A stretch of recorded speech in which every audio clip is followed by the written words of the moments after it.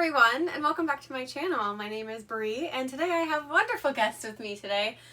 I'll get nice and cozy because I have one chair in this room, and it's a good time. But we have Kaitlyn, who has been on my channel many times before, and if you've been here since, like, November, then Maggie was a voice in one of my background videos at one point. So, yay! The voice. She was the voice. The voice of reason. Reading us questions. Actually, it was our co-author experience tag, so go watch that one and you can hear Maggie in the background. So today, in order to celebrate Pride Month, we are doing a wonderful gay video. Okay, so anyway, so today we're doing the Pride Rewind tag, and this is not book related, but it's just fun and just a time. There's like 6 questions. Actually, there's really like 5 questions. So yeah, let's just jump into it. Okay, Phil DeFranco. Okay, so question number 1 is, how do you identify? I'm starting. Yes, start. I identify as pansexual. Are we explaining anything beyond that, or how we? I don't know. Wait till the end. Okay. Okay. I identify as asexual oh my god. This is going to my head already. Oh, you had like 4 sips of it. I haven't eaten much today. Hi. How are you? No, she's I identify as asexual panromantic. Bisexual, biromantic. You know, pansexual, panromantic. I didn't add the romantic. Well, I added it because of ace. Well, yeah, I mean, I figured. Yeah. Okay. That's us. Oh god, this is dripping mess. everywhere. Yeah. This is our first drink. Absolute gay mess. Okay, question number 2. Cute Dripisha by Todrick Hall. Okay, so share a story of you doing something that probably hinted to everyone around you that you were queer, trans, etc., whatever you identify. You want to start this one? Sure. That hinted, or like just. It says that's probably hinted to everyone. So like before you came out. Before coming out. Well, when I was like 12, my mom caught me making out with my best friend, who's also female, in the pool, underneath a pool floaty. We thought we were being stealthy, but other than that, I would just usually, make eyes at Angelina Jolie and other beautiful women. So, but I'm pretty sure getting caught in the pool making out with another woman, girl at that time, probably did it. Okay. Your dog's just flopping on the floor. I don't know what it is about girls in pools, but I also got caught making out with my friend in the pool. Oh, look at that. I was not under a floaty, though. We were, like, against the deck. But, prior to that, I don't know. I don't think I was aware that it was a bad thing until I was older. So I think I talked about it. Like, now that I look back, like, I think I would just be like, oh, she's so pretty, she's so pretty, she's so pretty. The same way that I would about guys. Yeah, I agree. And then I remember, like, very vividly my mom working with someone and her getting a divorce and being with a woman after her divorce from a man. And a relative or a family friend, I don't remember who it was, but, like, in the kitchen saying, like, oh, well, you know, they break up with men and then they can't be with men anymore. So she decided to be a lesbian. Jesus. Oh. And then I think that was my first inclination of, like, oh, people might not like that. Like, and then I kind of just stopped talking and closeted myself, so. But. So for me, I technically came out a lot later in life, and I'm sure these two could probably give way more hints than I can about myself. But I think at least for me personally, I would say I had a very, as far as like the pan romantic side, I got into a very intense debate about Utada Hikaru when I was in 6th grade. I was obsessed with her. And I was, like, throwing it in people's throats that she was beautiful, and I got into a really bad debate about it. And then as far as the ace goes, I went into a very bad manic phase of feeling the need to have sex. So that probably should have been a hint to myself and everyone around me. So that would probably be at least the 2 hints that I could think of myself. But apparently, from a lot of people I've talked to, they all thought I came out, like, years ago.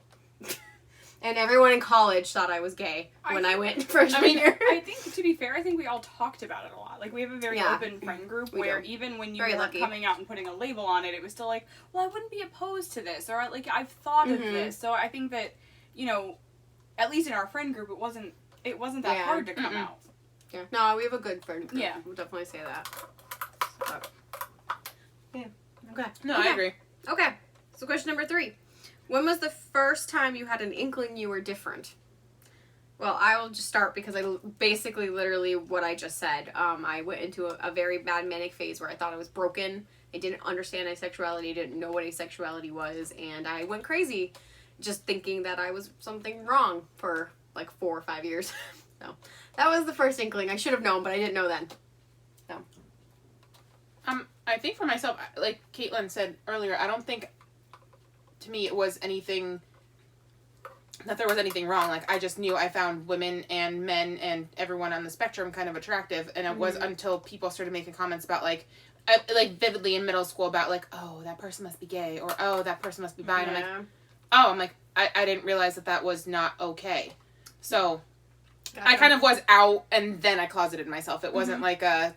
Same with I was in the closet and then I came out. It was kind of, I closeted myself for a very long time. Yeah. And then I would just kind of put a weird, like, top coat on it, being like, oh, haha, I'm 85 to 90% straight and just, like, a little bit gay, because I think some women are pretty. Like, that was my statement for the longest time, and it was just... Yeah. Or the hetero-flexible.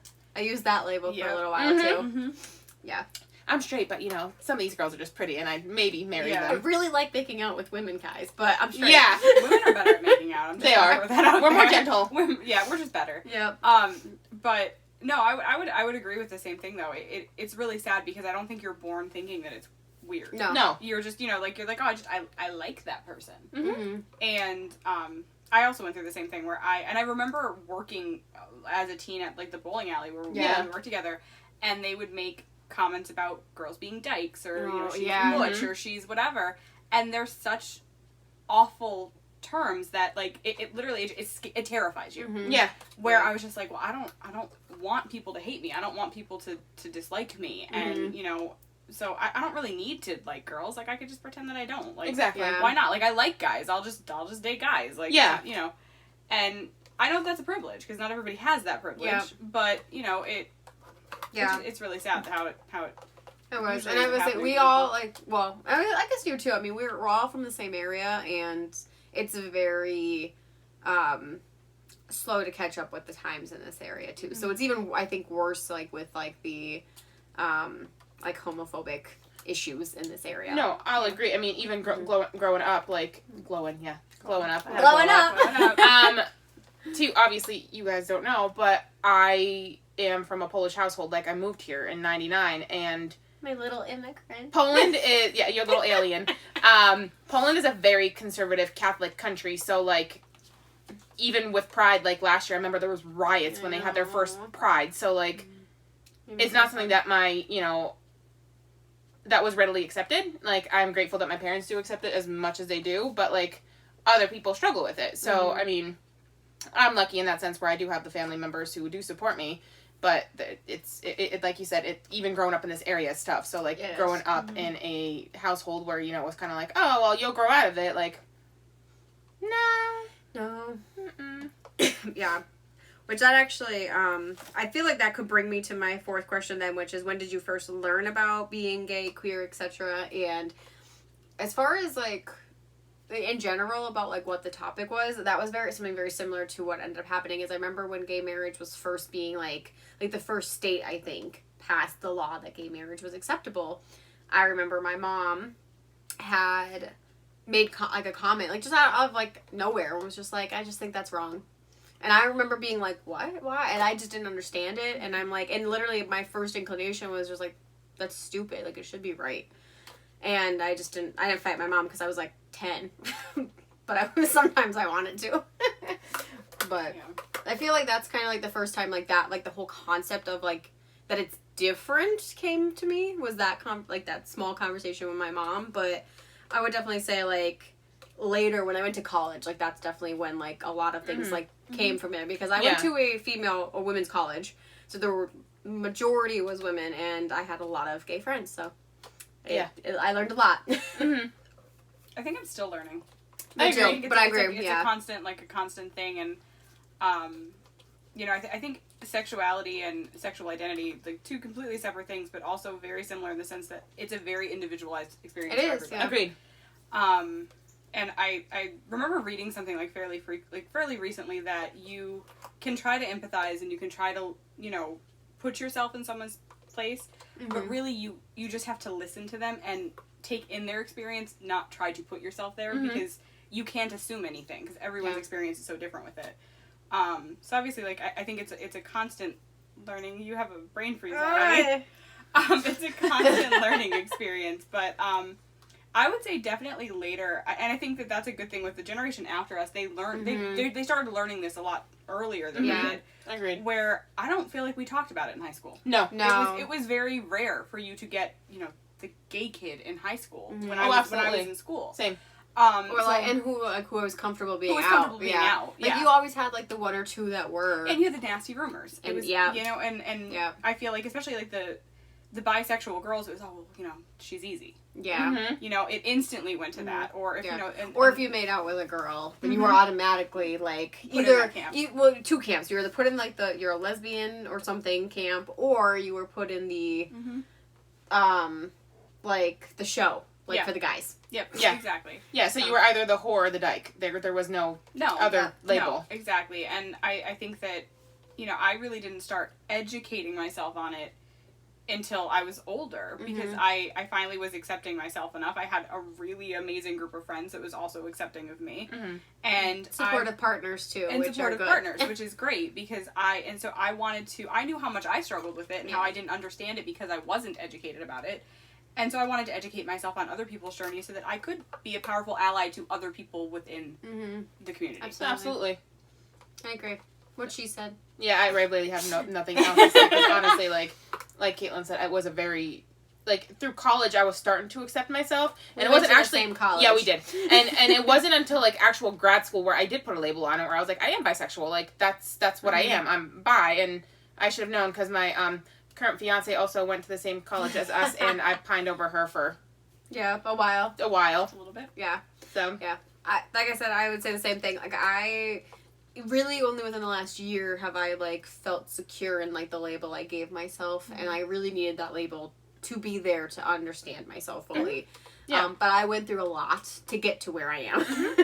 I agree. So, and I'm still, I do think sometimes, gray ace might be a little bit better of a nomenclature for me, but I like the term asexual. I think that comes back to it's a personal experience. It's just really, because for me personally, I'm not as fixated on my label. For the longest time, I really didn't call it anything. I was just like, I just kind of don't care. Yeah.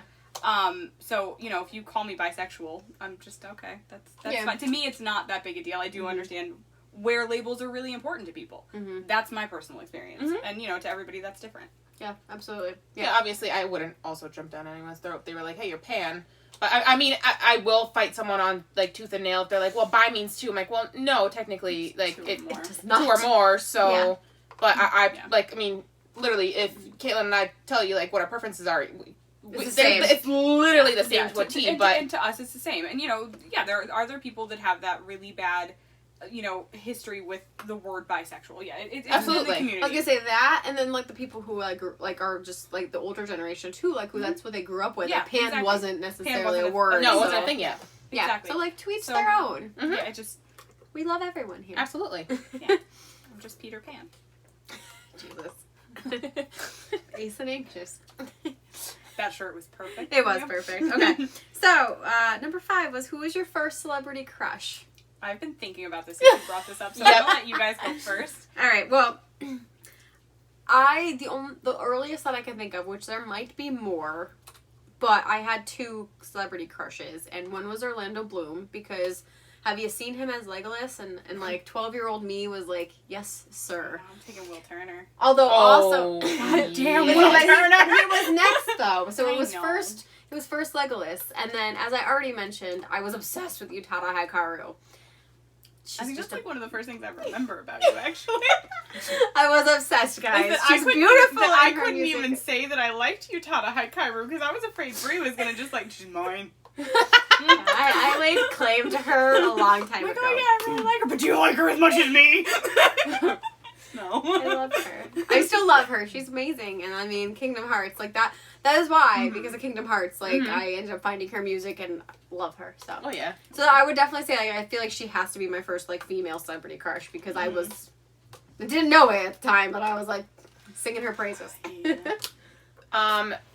I've also been thinking about this for a while, and, first I went to Megan Fox, and then I was like, no, I have to think older. You did Then it was Angelina Jolie. But now that I'm sitting here thinking about it, I'm, bringing myself way back to Poland, and I'm thinking about, like Xena, the warrior princess, Oh my and God. the original Nikita. Like Nikita was my like that was my like cherry on top of the cake because I was like, yes. I've just been hella I gay was for a like, really you long know, time. 6, and I was like, wow, she's pretty. I'm so so embarrassed because I just realized who mine is. Oh no. Spill it. Come on. I fucking loved the Pink Power Ranger. Oh my God. No matter what.